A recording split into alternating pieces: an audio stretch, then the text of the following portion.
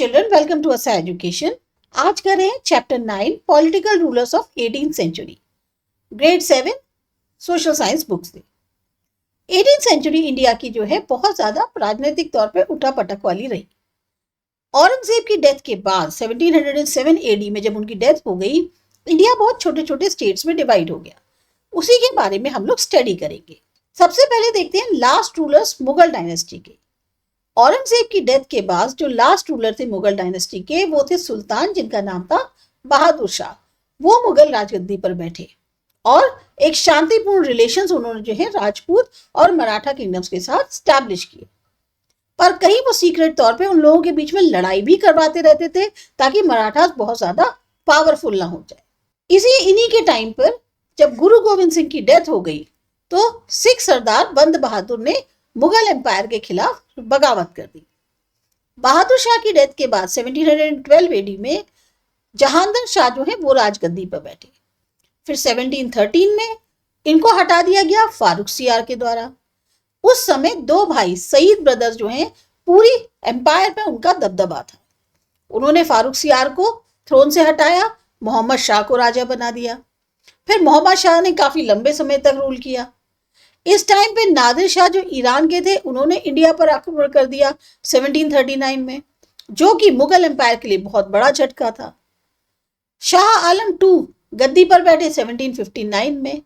ये ब्रिटिश के द्वारा हार गए बैटल ऑफ बक्सर में, और इनको कंपनी ने जो है अपना एक तरह से पेंशनर बना दिया कि हमारे कंपनी जो है इनको अपना खर्चा पानी देती रहेगी। बंगाल में क्या हुआ, मुर्शीद कुली खान और अली वर्दी खान, इन्होंने इंडिपेंडेंट स्टेट एस्टेब्लिश किए बंगाल के अंदर। 1757 में सिराजुद्दौला जो है वो बंगाल के नवाब बने। बैटल ऑफ प्लासी हुआ नवाब ऑफ बंगाल और ईस्ट इंडिया कंपनी के बीच में 1757 एडी में।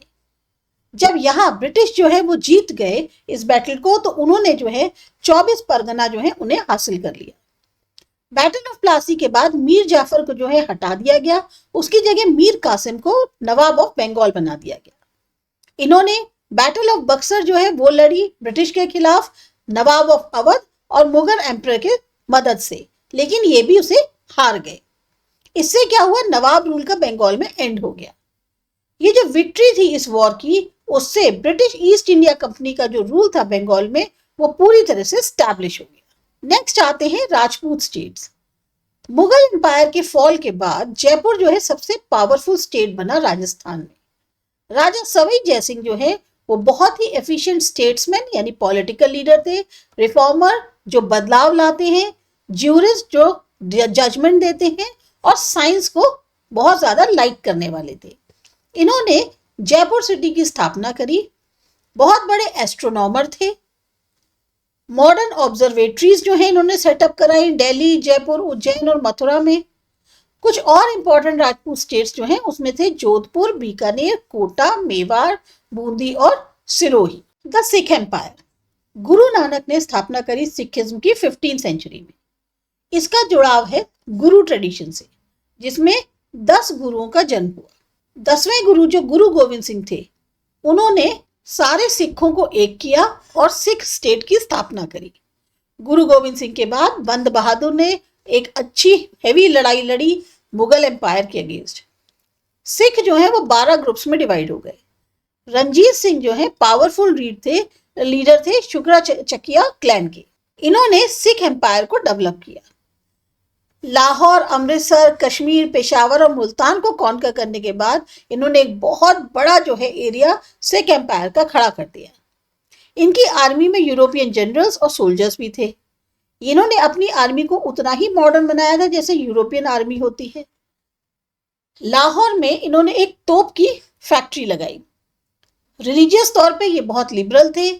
इनकी डेथ के बाद ब्रिटिश जो है उन्होंने इनकी सिख एम्पायर पे कब्जा कर लिया 1849 एडी में। नेक्स्ट आते हैं मराठा एम्पायर।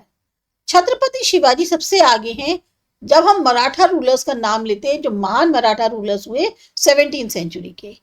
इन्होंने अपना एक इंडिपेंडेंट स्टेट जो है उसे क्रिएट किया सुल्तान ऑफ बीजापुर, मुगल एम्परर औरंगजेब और पोर्तुगीज से लड़के। इनकी लीडरशिप में मराठास ने जो है गोरिल्ला वॉरफेयर अपनाया साउथ में। इन्होंने एक बहुत ही एफिशिएंट, सिस्टमैटिक और डेमोक्रेटिक रेजिमी जो है इंडिपेंडेंट स्टेट के लिए एस्टैब्लिश करी। इन सब अचीवमेंट्स के साथ शिवाजी का अपना खुद का कैरेक्टर बहुत नोबल था। उनकी पॉलिसीज जो है वो बहुत ही ज्यादा जेनरस थी। शिवाजी के बाद जो ग्रैंडसन थे साहू जी, उनको औरंगजेब ने जेल में डाल दिया।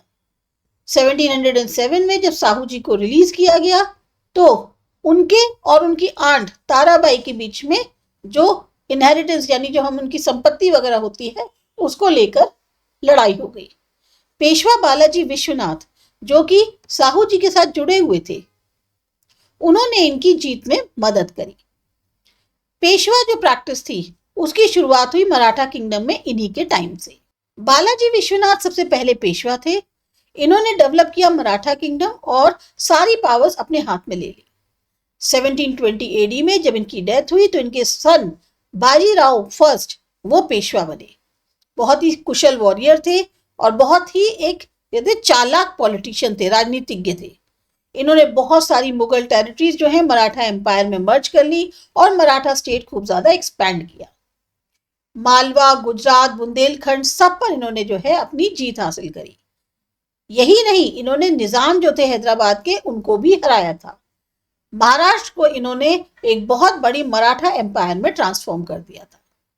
जब इनकी डेथ हुई 1740 एडी में तो इनके जो लड़के थे बाजीराव वो बने पेशवा। इनकी जो विक्ट्रीज थी वो बंगाल से लेके मैसूर तक थी। ईरान के जो अहमद शाह अब्दाली थे उसने इंडिया पर अटैक किया 1761 में। जो थर्ड बैटल ऑफ पानीपत हुआ मराठास और अहमद शाह अब्दाली और इनके बीच में, इसमें मराठास जो हैं वो हार गए। बालाजी बाजीराव की डेथ हो गई जब उन्होंने इतनी ज्यादा एक सदमे वाली खबर सुनी तो उनकी डेथ हो गई। इससे क्या हुआ, मराठास कमजोर पड़ गए और नतीजा क्या हुआ कि ब्रिटिश पावर इंडिया में और ज्यादा राइज कर गई। तो ये आपका एक बहुत ही छोटा सा चैप्टर था। आपको अच्छा लगा, समझ में आया, सब्सक्राइब करिए आसा एजुकेशन। मिलते हैं अगले चैप्टर में।